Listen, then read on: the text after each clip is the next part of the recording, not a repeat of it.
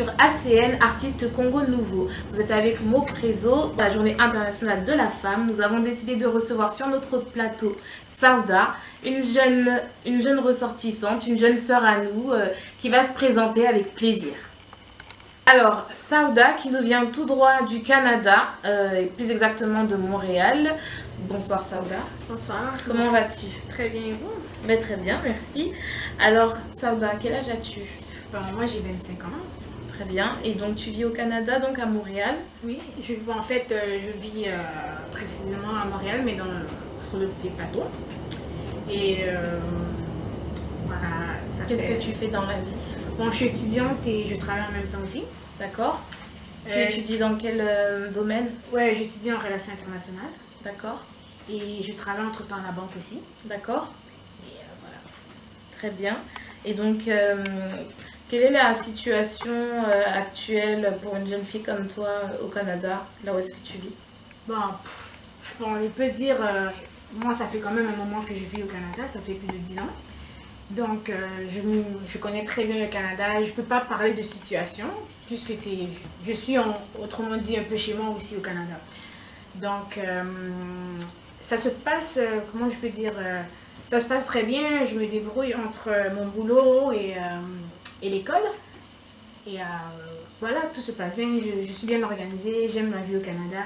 D'accord, très bien. Et donc, Sauda, tu es une ressortissante du Congo Diantotela, plus exactement Congo-Brazza. Et alors, ça fait combien de temps que tu vis en Occident? Comme je vous ai dit tout à l'heure, ça fait environ, on va dire plus précisément 13-14 ans que je suis au Canada, précisément dans la ville de Montréal. Et voilà. Est-ce que le Congo te manque? Bien sûr, le Congo me manque, mais comment je peux dire, je peux pas parler d'un manque puisque à chaque année je me retrouve au Congo. Et le Congo, c'est une partie de moi, donc à chaque fois, je suis obligée de faire un tour au Congo. À chaque année, si je ne suis pas au Congo, il y a une partie de moi qui n'est pas bien, quoi. Donc voilà. Donc même si tu reconnais être parfaitement intégré ici en Occident, tu as quand même besoin de toujours avoir ce pied à terre et ce rattachement justement à ta terre natale qui est donc le Congo. Oui, tout à fait, puisque, comment je peux dire ça, le Congo, c'est mon repère. Quand je vais au Congo, ça me permet j'ai une vision plus large de ma vie ou de mes projets et je constate que oui, je vis en Occident, je suis bien, mais je peux pas passer ma vie au complet en Occident. Mon Congo a besoin de moi, j'ai besoin de mon Congo, donc c'est inévitable, quoi. Très bien, très bien. Et quel conseil justement tu donnerais à tes frères et sœurs, non seulement les ressortissants du Congo, ceux qui vivent donc en Occident, pardon, et ceux qui vivent les ressortissants locaux, si je puis me permettre, les Congolais. Quel conseil tu pourrais leur donner en tant que donc natif du Congo et qui fait sa vie en Occident?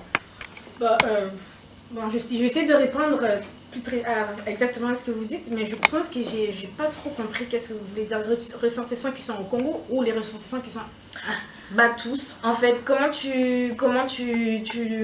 expliquer? Qu'est-ce que tu pourrais leur donner comme message de par ton expérience, de par ta vie, non seulement à ceux qui vivent ici et qui sont donc d'une manière ou d'une autre dans la même situation que toi, mais aussi ceux qui vivent là-bas, les locaux. Bon, d'une part, on va commencer avec les gens qui vivent avec moi au Canada. Comment je peux expliquer avec mon expérience, le fait de constamment aller au Congo et de voir le terrain, de voir comment ça fonctionne, je peux dire que le Congo a besoin de nous des jeunes qui sont à l'étranger, qui avons étudié à l'étranger, qui avons pris on va dire le savoir-faire que nécessairement il n'y a pas sur le terrain au Congo. En fait, c'est nous, on est l'avenir, hein. On est l'avenir du Congo, pas nécessairement du Congo, de l'Afrique, puisque l'Afrique a besoin de ses enfants et compte tenu de tout ce qui se passe présentement dans le monde, on sait tous que l'Afrique c'est le futur, l'Afrique c'est le terrain où est-ce que tous les enjeux, que ce soit autant économique, social et culturel, tout va se passer en Afrique. L'Afrique a apporté beaucoup de choses à l'humanité, hein. On a l'impression qu'on regarde la télé, on minimise l'apport que l'Afrique a apporté à l'humanité, autant pour la civilisation occidentale que pour elle-même l'Afrique.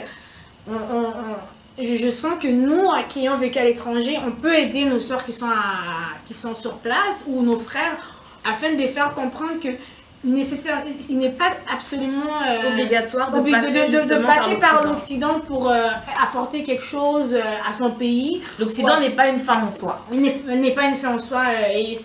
Oui, nous qui avons peut-être, je ne parlerai pas de chance, je parlerai peut-être d'opportunité, mais pas nécessairement de chance, parce que je trouve que les gens qui sont en Afrique, au Congo, peu importe ailleurs, partout en Afrique, ils sont pas malchanceux de ne pas pouvoir être, de ne pas avoir pu étudier à l'étranger ou vivre à l'étranger. Et je dirais que oui, des jeunes comme moi qui avons étudié, ne pas avoir peur surtout ceux qui ne sont peut-être pas nécessairement nés au Congo, qui ont vécu au Congo, ne pas avoir peur de foncer, quoi, puisque l'Afrique, le Congo, c'est un monde à refaire. Tout est possible pour nous tous. Donc, allons-y, fonçons. C'est pas toujours facile. Oui, comment je vais dire, il y a cette peur qu'on a mis en... Mais d'où vient-elle cette peur? Moi, j'aimerais comprendre. Comment ça se fait que justement, quelqu'un qui n'a jamais mis les pieds en Afrique peut se permettre même de dire que voilà, en Afrique, c'est carrément un pays. J'aimerais aussi comprendre comment quelqu'un qui n'a jamais mis les pieds là-bas peut avoir une peur aussi profonde, aussi viscérale justement d'y aller, sachant que c'est quand même la terre-mère et la terre la plus fertile même qui puisse exister. Bon, écoutez, il y a beaucoup de personnes ou des parents qui ont quitté l'Afrique avec des stigmates, vous voyez, avec des mauvaises images. Donc, ils ont l'impression que, tu vois, et aussi, il ne faut pas oublier, hein, les médias, c'est des entités qui sont puissantes. Bien sûr. Donc, ces médias-là nous projettent une image de l'Afrique qui est complètement négative. On a l'impression que l'Afrique, c'est que la guerre, c'est que la famine. Alors que l'Afrique, c'est beaucoup plus que ça. Quand tu arrives en Afrique, moi, je trouve que les gens en Afrique sont beaucoup plus heureux que les gens qui sont ici avec rien. Les gens, ils sont contents, ils sont heureux, on s'amuse avec rien. Et déjà, ça, c'est quelque chose qui est riche. Vous voyez, qui est vraiment riche pour nous. Voilà. Pour certaines personnes, effectivement, qui n'ont pas eu l'occasion d'aller en Afrique très souvent, d'ailleurs, je fais partie de ces personnes-là. Je peux en tout cas vous assurer que pour avoir été une fois au Congo-Brazza, je peux vous dire effectivement que pour quelqu'un qui vit en France, parce que pour le coup nous sommes en France, je vis en France, j'ai trouvé au Congo effectivement des gens qui vivaient dans des moyens beaucoup plus déplorables que ce qu'on a pu trouver en Occident, en France et ailleurs, mais qui avaient toujours la joie de vivre, le sourire, et qui, même moi, dans ma gêne de me trouver face à un spectacle aussi désolant, me donnait même plus de force et plus de sourire plutôt que ce qu'on peut voir habituellement, par exemple quand on prend le métro tout simplement. Parce que même quand on prend le métro, on voit des gens qui sont complètement déprimés, on ne comprend pas pourquoi. Pourtant, quand on voit ce qui se passe en Afrique et quand on voit combien les gens ont peur d'aller là-bas, on se dit effectivement que oui, ça devrait être la guerre, mais non, au final, non. Donc, il faut briser tous ces interdits et ces mauvais stigmates, pour reprendre les mots de la jeune sœur, justement, qui ont été inculqués dans les consciences collectives. Mais vous voyez, comment je peux dire, cet aspect que vous dites que les gens vivent de façon déplorable, je trouve qu'il y a quelque chose comment je peux dire ça, qu'on néglige souvent. Nos pays, ce sont des jeunes pays, hein, c'est pas des... à la base, dans notre culture, on n'est pas supposé vivre comme on vit en ce moment. On est des gens qui viennent des royaumes, des empires, donc on n'a pas cette culture de vivre comme les Occidentaux. Mais la télévision, les publicités et tout ça, les médias imposent à l'Afrique, nous imposent à vivre comme ça. Donc, en 50 ans, 60 ans de pays qui ont à peine eu d'indépendance, on peut parler d'à peine d'indépendance, puisqu'il y a toujours une certaine mainmise sur notre économie et sur notre pays. Moi, je pense que quand même l'Afrique, elle est à féliciter, puisque regardez la France ou le Canada, ça n'a pas pris 2 ans, ni 3 ans, ni 60 ans pour arriver à ce qu'on est aujourd'hui. Ça a pris des siècles, des révolutions. On doit laisser une chance à l'Afrique et reconnaître que oui, l'Afrique est en marche et elle va aller de l'avant. Et pour aller de l'avant et réussir, on a besoin de nous, cette jeunesse, et arrêter de faire la fuite des cerveaux envers l'extérieur. Dirigeons-nous vers le pays, rendons service à notre pays et arrêtons de nous dire qu'est-ce que le pays peut faire pour nous et demandons-nous qu'est-ce que nous, on peut faire pour le pays et qu'est-ce que nous pouvons apporter. Effectivement, pays, Sauda, rendons ces lettres de noblesse à l'Afrique. Sauda, c'était parfait. Le mot de la fin, Sauda. Je vais vous poser une dernière question. Des ambitions, j'imagine, avec une telle véhémence là.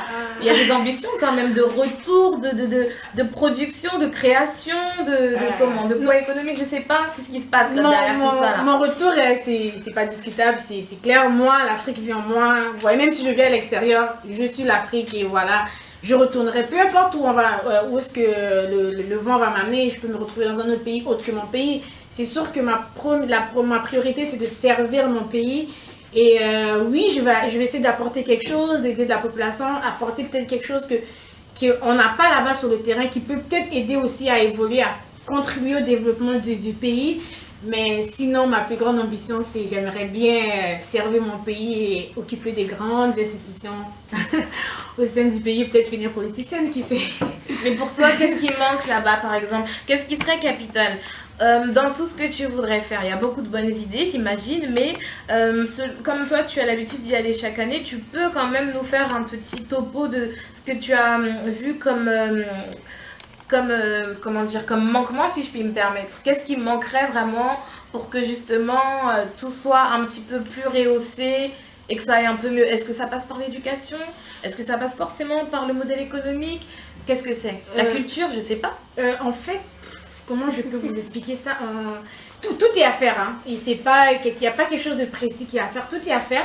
Mais pour moi, la chose la plus importante qui permettrait de démarrer d'une certaine façon, ça serait la volonté politique et aussi une conscience de la population, parce que la population, elle a des idées déjà toutes faites. Vous voyez, elle pense que le bonheur est ailleurs. Pour certaines personnes, en vivant là, ils ne seront jamais heureux. Et ça les bloque, ça permet de ne pas développer leur capacité et de pouvoir aller de l'avant. Oui, il y a beaucoup de choses à faire mais il a la volonté politique et la prise de conscience de la conscientisation de la population, de savoir que oui, c'est un moteur aussi important pour le pays. C'est pas juste les étrangers ou non. Nous tous, nous pouvons aider à contribuer d'une manière ou d'une autre. Donc, je pense que c'est une question assez large, mais passons d'abord par le développement, par la volonté politique. Et quand je parle de volonté politique, hein, je parle quand on prend conscience de tenir compte de notre culture, de ne pas vouloir imprimer un modèle qui n'est pas à nous, puisqu'on fonce droit dans un mur, car c'est vrai que l'Afrique a tendance à suivre la culture d'autrui plutôt que de s'imprégner de sa propre culture, qui est déjà très puissante et très très riche en elle-même, puisque justement elle contribue à faire évoluer toute l'humanité. Mais pourquoi justement ce besoin de tout le temps aller prendre chez autrui ce qui n'est pas forcément bon? Je veux dire, on a beaucoup d'exemples même dans la mondialisation, de peuples qui s'imprègnent effectivement de la culture occidentale, mais qui en tirent que le meilleur et qui laissent justement toutes les saletés dont ils n'ont pas besoin pour faire développer justement leur peuple, leur économie, leur lieu de vie. Comment est-ce possible que l'Afrique justement ait toujours besoin de copier, mais même les saletés, alors que l'Afrique elle-même, elle nourrit tout le monde? C'est assez complexe, mais elle n'est pas juste propre à l'Afrique, hein, cette vision de penser que la civilisation occidentale, c'est la civilisation par excellence. Par excellence. Regardez comme il y a la Chine qui a pris le meilleur de la civilisation occidentale, mais qui a gardé ses valeurs pour pouvoir se développer. Mais comme je vous dis, tout ça passe par une volonté politique. Il faut que c'est vraiment une volonté politique. Hein. C'est on dit, en haut qui nous guide, on doit les suivre. Donc si on n'a pas de guide qui nous guide pour dire que voilà, il y a ça à faire, donc on sera toujours perdu, on va toujours penser que le bonheur est ailleurs, alors que je trouve pas, parce que plus que moi, pour une partie de moi, pour être complète, j'ai besoin de cette Afrique. Je vais en Afrique chaque année pour prendre cette force qui me permet d'avancer, de voir plus clair, et c'est ma terre. Voilà. Et l'Afrique, elle aide, hein. Franchement, on n'en parle pas, mais sans l'Afrique, le monde n'avance pas. Et ça, on n'a jamais vu ça dans le passé, mais le futur l'histoire nous témoignera que oui, l'Afrique, c'est l'avenir. Le poumon de l'humanité. Le poumon de l'humanité. On doit passer par l'Afrique et on ne peut plus nier ça. Puisque les Africains aussi ont pris conscience. Hein. Vous rentrez en Afrique, vous voyez qu'il y a les gens sont conscients. Mais comment je peux dire, cette conscience, on a besoin des gens qui puissent guider le peuple pour qu'on puisse valoriser ce Donc qu'on a déjà. effectivement, voilà pourquoi vous passez justement par la politique pour toucher justement... Très bien, très bien. Effectivement, nous avons là une sœur qui est très engagée, qui a l'air de savoir en tout cas de quoi elle parle et que je vous invite à prendre pour exemple. Il y a beaucoup de recherches que vous pouvez effectuer ça et là sur Internet et encore ailleurs. Je pense que les recherches les plus sûres sont à effectuer non seulement auprès des historiographes, mais aussi auprès des anciens qui ont beaucoup à nous apporter, toujours dans cette dynamique d'intergénération et selon laquelle les anciens apprennent aux plus petits. Je pense qu'il n'y a que comme ça effectivement qu'on pourra bien se développer parce que aucun peuple ne peut se développer avec une culture d'emprunt. Un peuple sans racines, c'est comme un arbre aussi sans racines. Donc voilà, encore une fois, Sauda, nous te remercions. Ce fut un plaisir, en tout cas pour nous, de te recevoir sur ACN, Artiste Congo Nouveau. Et avec plaisir, on te souhaite un bon retour, en tout cas au Canada. Le mot de la fin, les 30 dernières secondes. Écoute, merci à vous, puisque vous m'avez donné l'occasion de pouvoir m'exprimer et aussi de partager peut-être ce que moi je pense de l'Afrique. Donc voilà, je vous remercie et à la prochaine. Merci beaucoup. De rien. Donc voilà, c'était le numéro consacré justement en prélude à la Journée internationale de la femme le 8 mars prochain. En attendant, restez connectés sur ACN. Vous étiez avec Mo Prézo. À très bientôt.